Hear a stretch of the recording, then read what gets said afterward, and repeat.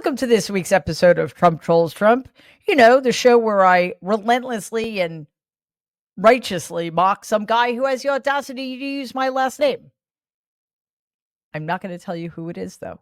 It has now been 229 days since the golden age of America has descended upon us. Our renaissance, if you will.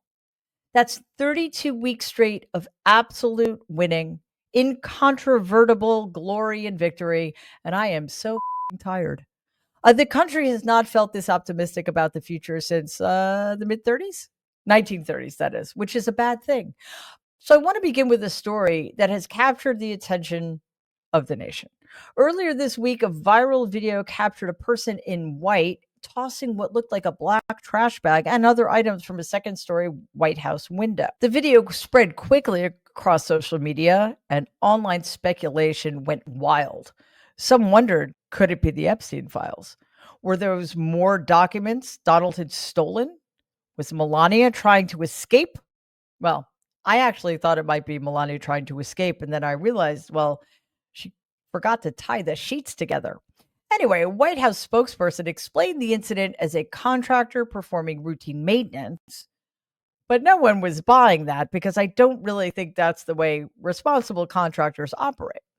At a press conference on Tuesday, which was basically a proof of life roll call for Donald more than anything else, Fox State TV's Peter Ducey lobbed a softball question to Donald about the garbage bag controversy.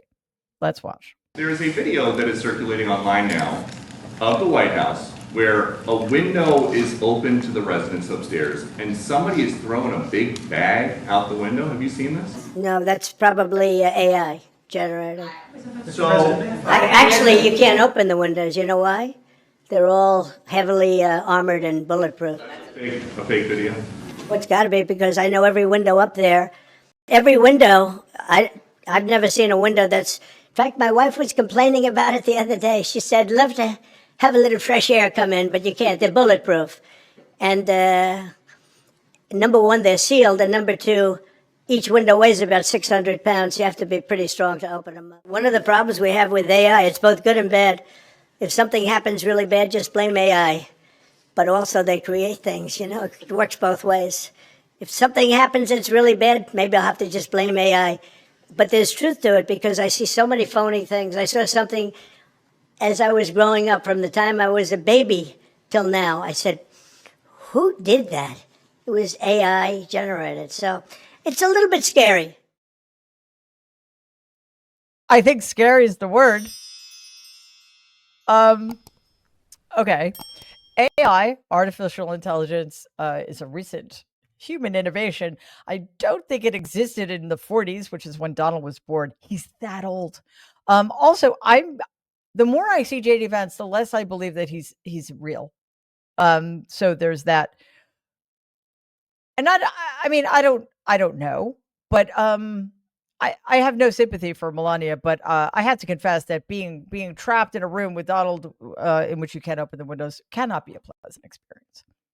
Anyway, did you know that in addition to being Donald's wife, Melania is also an expert in artificial intelligence? Check this out. Cars now steer themselves through our cities. Robots hold steady hands in the operating room. And drones are redefining the future of war. Innovations of first-generation humanoids, factory automation, and autonomous vehicles have surged from private sector investment. Every one of these advancements is powered by AI. The robots are here.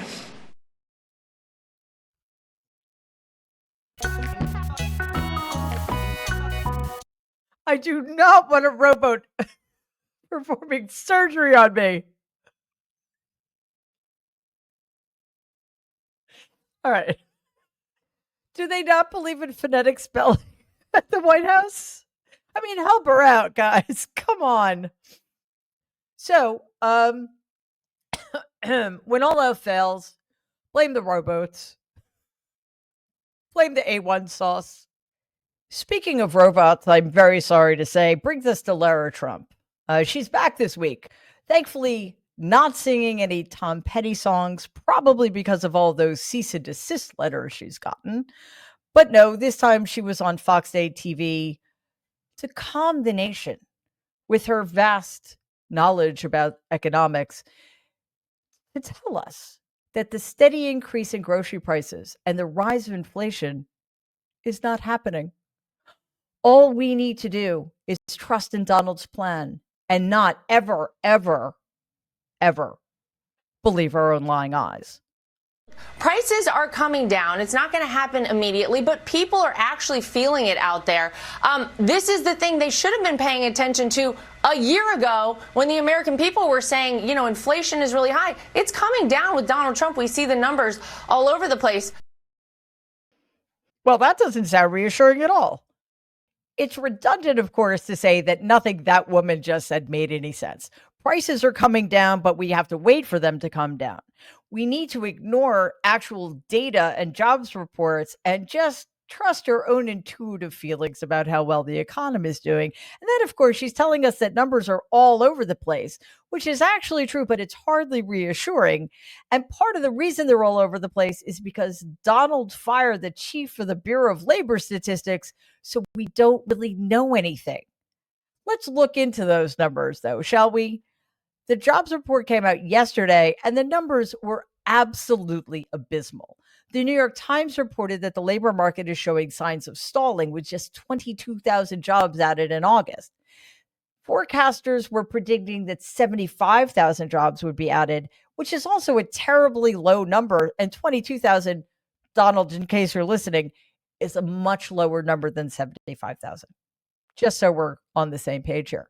Revisions revealed the loss of 13,000 jobs in June, the first negative figure since December 2020. Let's see. Somebody I know was president back in December 2020. Oh, yeah, it was Donald. And a net downward adjustment of 21,000 jobs over the past 2 months. Federal government layoffs have been subtracting more than 10,000 jobs monthly, including 15,000 in August, with further losses likely in October as severance deals expire, which is exactly what happens when you treat civil servants like dirt. Manufacturing jobs went down by 12,000 in August and have fallen 78,000 for the whole year. But you guys do you. Let us not believe any of that. We are just going to believe in Donald's director of the National Economic Council, Kevin Hassett. Go ahead and get your hot take. It's not the number you wanted. It was not the number that was expected. How come? Right. Well, one of the things we know is that they've been really at BLS struggling with bad response rates. And Goldman Sachs put out a study yesterday that said that they've been messing up the August seasonals so much that over the last 10 to 15 years, they've tended to have to revise up the number by around almost 70,000 jobs when they get the new final surveys. So it's their fault? And so, well, I'm saying that this number, we expect this number will be revised up. That's been the pattern over and over. Okay, so the revisions for June and July collectively were lower. We're lower. And you're saying the revisions for next month will come back. We'll see whether or not that's the case. Yeah. Oops. There must be somebody Donald can pin this one on. It couldn't possibly be the fault of the person who's in charge of everything, could it? On the morning of the worst jobs report, quote, anybody has ever seen before, unquote, Donald posted this to his failing social media site. Quote, Jerome Too Late Powell should have lowered rates long ago. As usual, he's too late, unquote. Well played, Donald. That was utterly convincing. Speaking of fools, I don't want to say that former MMA fighter and junior senator from Oklahoma, Markwayne Mullin, is a savvy media expert, but, well, you may remember Markwayne as the you want to settle it right now guy, the one who threatened to fight Teamsters President Sean O'Brien during a Senate hearing, forcing Bernie Sanders, of all people, to referee. Well, Markwayne has a keen eye on what is real and what is absolute fantasy. I trust him, and I'm going to let him explain all of this to you. Look what they did with Kamala Harris's interview. I mean, you'd think they'd learned their lesson about editing after President Trump sued them and won.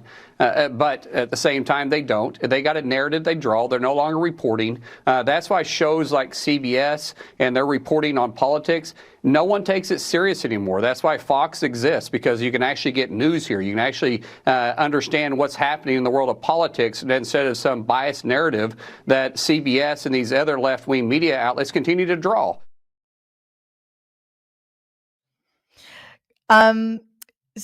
Okay, so Fox, according to that person, is the only trusted news source. That Fox is a news source at all. Even though every word out of that guy's mouth, again, a senator of the United States of America, was a lie. To call CBS a liberal left-wing media outlet is obscene, partially because there really aren't any liberal corporate media outlets, first of all. And secondly, the reason CBS paid, or I should say Paramount, which owns CBS, paid Donald $19 million for his frivolous lawsuit, which they would have won if they had fought it, is because they needed a favor from Donald, which suggests to me that CBS/Paramount is entirely in Donald Trump's pocket. Speaking of echo chambers, we all know that Donald has surrounded himself with a cabinet of yes men and whatever you say, sir, people, sycophants and enablers of the highest order. But few are more spineless, and this is really saying something, than the idiot Donald put in charge of the Environmental Protection Agency, Lee Zeldin. The EPA's mission used to be to protect human health and the environment through clean air, safe water, waste management, science-based regulation, all of that old-fashioned stuff we no longer believe in. Now, it's whatever Donald says. And I think one of the things Donald's saying to Lee Zeldin is the mission of the EPA is to destroy itself. So here is the EPA head himself laying it all out for us. Is the Trump administration for any green initiatives? Would there be any room for any federal funding under this second Trump term? Well, first off, Congress, we're going to fulfill all of our statutory obligations under the law. And when Congress passes a law, the Trump EPA is going to be following that law. Just like we have a zero tolerance policy for any waste and abuse, we will fulfill all of our statutory obligations. Are you President for it Trump personally? Well, I am for whatever President Trump is advocating for. That is an adult human being with a position of enormous responsibility. He's in charge of an agency that is meant to protect Americans from things like pollution and climate change, etc. And yet, he has no sense of autonomy or self-worth because he believes that his mission is to do whatever the fuck Donald wants him to do. That's where we are. And trust me when I say there are many, many Lee Zeldins in the Trump regime. So thank you for watching this week, Trump Trolls Trump. There were so many stories we didn't have time to get to. I just want to list a few of them. After a weekend of rumors, it turned out that Donald was actually still alive, and while he was alive, had to tell us that it was fake news. Donald lost a flood of federal court cases this week, from tariffs to troop deployments, and yet he still ordered the U.S. military to blow up a bunch of people without any evidence they were guilty of any crimes. During an Oval Office presser, Donald attacked Governor Gavin Newsom of California, saying, "I watch him with his hands. What's going on is his hands. There's something wrong with him. Really?" Unquote. Look in the mirror. Marjorie Taylor Greene told reporters that she spoke with Donald and urged him to meet with the Epstein victims in the Oval Office, but hadn't heard back yet, which tells us two things. Laura Loomer doesn't like Marjorie Taylor Greene, and Donald will do whatever Laura Loomer tells him to do. And secondly, and we know this, Donald couldn't care less about the victims of Jeffrey Epstein and Ghislaine Maxwell. And then, of course, there was the obscenely bad performance of Robert Kennedy during his Senate hearing this week. He was breathing so loudly into the microphone, he sounded like Darth Vader having an asthma attack, and a staffer had to tell him to mute himself. There's so little time just so little time, but there is one thing I wanted to close with, because this is a clip that begs the question, as so many things do these days. Can this possibly be real life? In a water contamination hearing in the Senate this week, Senator Foghorn Leghorn of Louisiana, John Kennedy, made a PowerPoint presentation about his war on radioactive shrimp. In order to illustrate his point, he showed a giant photo of the alien from the movie Alien. I cannot describe it more accurately than that, so we're just going to have to watch the clip. My apologies. This is a photograph of the alien from the movie Alien.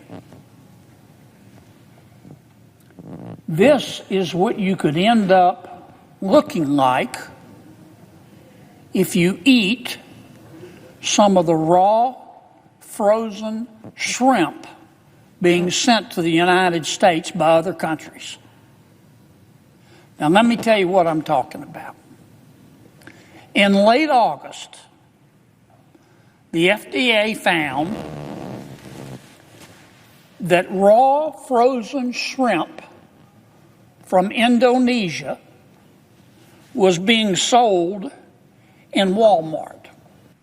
If you eat it, how could you end up looking like the alien in the Alien? Because the shrimp was radioactive. I kid you not. Okay.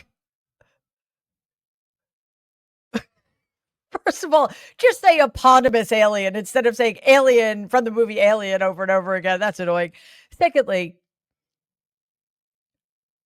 I actually agree with Foghorn Leghorn. Don't eat raw frozen shrimp. First of all, that'd be really bad for your teeth. Cook the things first, for sure. And secondly, the alien in the movie Alien looks like that because that's what it looks like. I don't think it looks like that because it was exposed to radiation. And I don't even know. We're going to stop because I don't know what the fuck to say, because that was just so out of the... Please take a second and like and share this video. It'd be awesome if you could subscribe to the channel. If you're listening to us in podcast form, please follow us and give the show a 5-star rating, because it really does help other people find our content. Thanks.